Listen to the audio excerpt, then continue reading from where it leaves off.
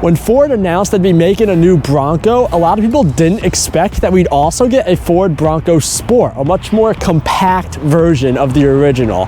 And in a very weird car class, the subcompact crossover, it doesn't have a lot of competition, but that doesn't mean it still can't be a good car.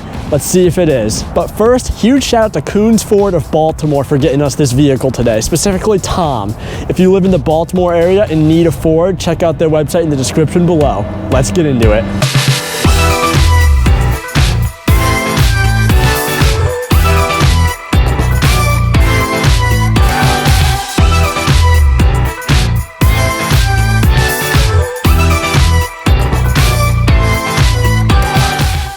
Let's talk about the front of the Bronco. The big thing you're gonna notice is the big Ford Bronco badging. I really like how they spelled it out. It is a very good look for the Bronco. On the front, you do have LED lights, both normal and fog lights, which is a very cool feature. But I still think the best feature on the front is your trail camera. This has a 180 view, so you can see the trails below you, and it also has a built-in washer above it. And the last thing worth mentioning on this trim is you do have the very nice bash plate to help protect the underside of your vehicle if you're ever off-roading. Moving on to the side of the Bronco, you have these nice 17-inch gray wheels, which have the Bronco logo in the middle. This is a very clean look and it matches with the rest of the vehicle. Moving on to the mirrors, these are not power folding, but they do have blind spot monitoring, which is a very useful feature. The most noticeable body line from the side of this car is going to be the roof hump, which allows so passengers in the back won't hit their head on the roof or have more room if needed. You do have keyless entry on this. You just have to have the key on your person, grab the handle, and it'll unlock. One thing special about the Badlands is that it does come with some off-road features. The main ones that are going to be helpful is the 1-inch ride height lift and off-road suspension. You also have this really cool special orange Badlands badging. Moving on to the back of the Bronco, you do have the same Bronco badging from the front, but this one does say Sport underneath. Another badge you have on the back is the Ford badge, which, fun fact, is the only Ford badge on the whole vehicle. Moving on to the taillights, these have a very good look with this defined ridge in the middle. Overall, it's a very unique looking taillight. This particular one does have the $395 tow package, which gives you this tow hook available.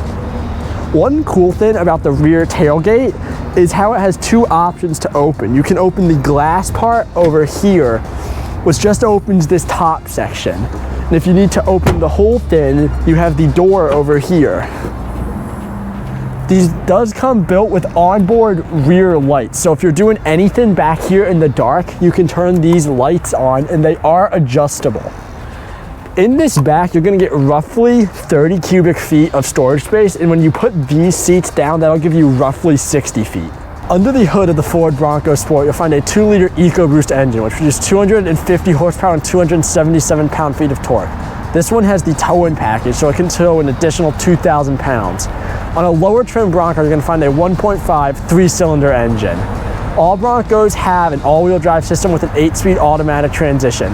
On the Badlands edition, you get a twin clutch all-wheel drive system. The Ford Bronco Sport has a respectable fuel economy of 21 city and 26 highway. Let's talk about trims. The first one being the Ford Bronco Sport base. For about $26,800, you get a Sync 3 infotainment system with an 8-inch screen, Ford Copilot 360, and an all-terrain 4-wheel drive system. For $28,300, you have the Big Ben, which gives you 17-inch wheels, LED fog lamps, and a secure code keyless entry system.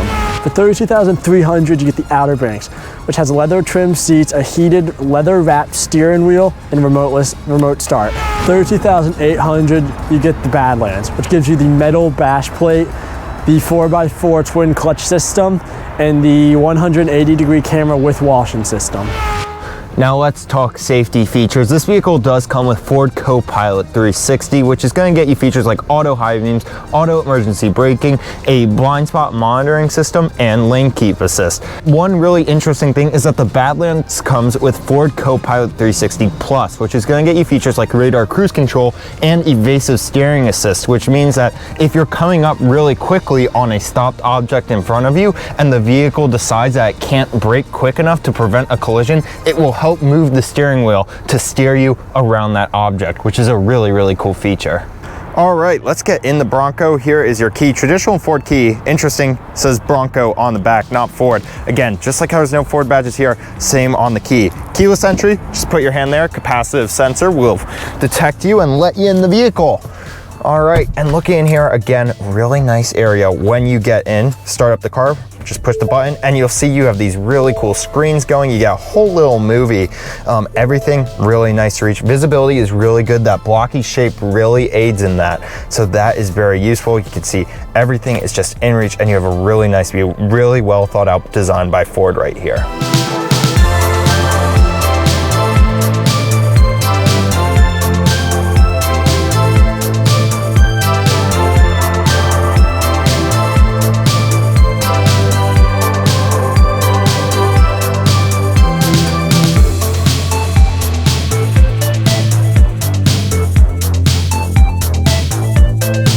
Now let's move to the interior of the Bronco Sport, and this really, of all the parts of this vehicle, this blew me away the most. If you saw some of our older Ford vehicles, maybe in the first year we started doing this channel, I really did not like them. They were just gray plastic waterfall straight down the middle with an infotainment screen slapped right in the middle. It was really ugly, frankly, but now this is a really finely crafted, well thought out interior. Ford has come such a far way in just 2 years. You know, this is competing with the Jeep Renegade. Jeep has some pretty nice rugged off-road interiors, and this is really in that class now. You have nice bronze accents around the vehicle and just really nice placement of the start button where your hand naturally falls. You have a nice air vents pointing nice up high, which can get the air right on you, which is fantastic. And this nice bronze accent just runs through the top of the dash. You have this nice sort of cloth weave material on there, which adds some nice texturing, lots of little shelves in the vehicle. Everything is really nicely thought out and placed to be aesthetically pleasing. Your door panels have nice brown leather, again with that bronze accenting. I really like when companies use brown and bronze in cars. I think really Chevy's been doing it a little bit. I'm glad Ford is starting to do it now too. Nice leather steering wheel. And then you have your infotainment system is nice and easy to reach, along with just, again, lots of cubbies down here, wireless charging, and easy to reach air controls. So really nice first interior impressions. Let's take a look at some of the screens in here. Now let's take a look at your center display right here. It does look really good. It's not the big new one in like the F-150, but it's really nicely molded to your gauges, which I always appreciate that little attention to detail.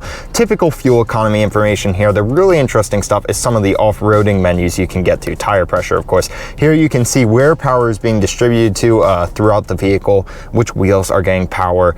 So that is really awesome to see. And you also can have your sort of rotation and angle right there, which is very helpful if you're off-roading. Nothing for audio right there.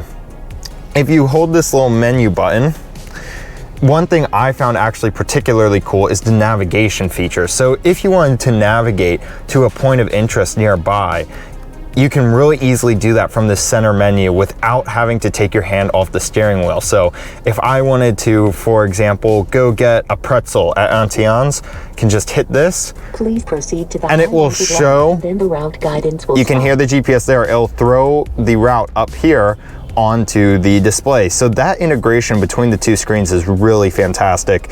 Also really nice, as part of your Ford Co-Pilot 360 system, you do have that speed limit display right there. So a really nice, useful center gauge cluster right there. And here you have your Ford Sync 3 infotainment system. It is typical affair. We will be taking a look at a Ford F-150 soon, which does have the new Sync 4 system, but until then, the Sync 3 system is very good, and you do have your Android Auto and Apple CarPlay. You can see you have your typical connections right here. This vehicle does have navigation, which is always nice, as we demonstrated earlier. There's really nothing special here that's going to blow you out of the water. However, it is nice to know that it is quick and snappy, and and you'll easily get access to your radio, your phone, and most people probably just throw this on their preferred projection system and keep it that way. Also very nice is that you have physical tuning dials right here, which is awesome. Let's talk about the center stack of this vehicle. Very nice cubby right there. Could fit up to a small tablet and really nicely placed start stop button. Here's that brass material I brought your attention to earlier. Really like that. Looking down from there, your climate controls easily accessible. You can see you do have automatic climate controls, and if you select a temperature, the vehicle displays your selected temperature in the dial, which is really fantastic. Heated seat controls here too, and a heated steering wheel for when you're going really off-road. All the buttons nice and big, easily accessible. Looking down from there, you do have a wireless charger, so you can see if I place my phone on it, it will begin charging. You also have a nice cubby right there for maybe a wire, some coins, and you have a USB-A and C port along with a traditional 12-volt outlet. Moving back from there, you have your hockey puck shifter. The benefit of a hockey puck over a traditional shifter is it frees up some space right here, makes it a little more aesthetically pleasing. Whether or not you like that is up to you. If I throw in reverse, I'll show you our reverse camera. You can see we do have guidance, and that center line is for hooking up a trailer. You can see you also have your little radar bars right there, which tell you if you're approaching anything. I'm going to put the car back in park, and hopefully that beeping will stop. You see you have cup holders right here with the little grips. And then you have an electronic parking brake, and this is a brake hold mode. Here you have a bunch of off-roading features. You have your hill descent control, your rear differential, your four-wheel drive, and you also have your GOAT modes, which are essentially your off-road modes. Now, all Broncos are going to come with 5 of these modes. However, the Badlands adds 2. It adds a mud mode and a rock crawl mode, which is really cool. That you're getting some more off-road features on the Badlands. Let's take a look at your center console. Very nicely stitched right here. Nice leather, feels really high quality. I'm going to open this up for you, and you can see you have a medium-sized cubby with 2 pen holders in it and a USB-A and C port. So really a nice area.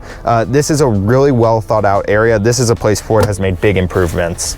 And now you join me here in the back, and it is actually really pleasantly spacious for the 2 rear passengers. Not for a middle passenger. You probably won't be fitting 3 adults back here because you have the hump and this really skinny section. However, 2 adults back here actually will fit perfectly fine, which I was really pleasantly surprised. You have a nice view out the sunroof back here. You also have these nice cup holders which pull out in the middle. The door is really skinny for getting in, which is something that I noticed, but also this door and the one in front have little red reflectors so that when you open the door, a cyclist or someone driving at night can actually see the doors are open, which is really nice.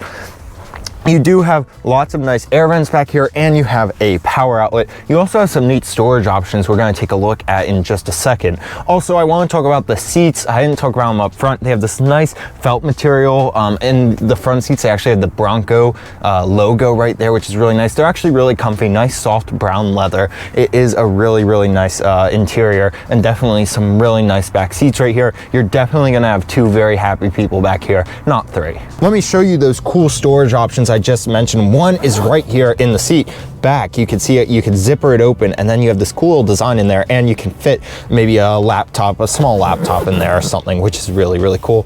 You have that in the back seat right there as well. And then you can see you have your seat right here, and there's actually a little lever. Let me see, right there. You push that, you can pull this up, and you have that really nice little storage cubby right there. You of course have little side cubbies, of course, but I thought those 2 were worth mentioning. Coming in at just over $36,000, this Bronco Sport right here is actually a really cool vehicle, and it should be for that price in this segment. However, it definitely blew away my expectations. I think a lot of people expected this to not just be a baby Bronco, but more of a fake Bronco, but it really is not. It has the off-road chops, especially with that 2-liter engine, the bash plates, and also features like that trail camera. This Bronco Sport Badlands really is ready to go off the beaten path. And it has lots of nice features and amenities in there too, like the heated seats and steering wheel, and those extra storage features in the back, which make it a good daily commuter. So if you're looking at a subcompact SUV, well, this one is definitely a good option to look at. A huge thanks to Koons Ford of Baltimore for letting us take a look at this vehicle, especially Tom. If you're interested in checking out a new Bronco Sport, be sure to check out their website in the description below, and be sure to subscribe to Gas Guzzlers for weekly car reviews. We'll see you in next week's review, everyone.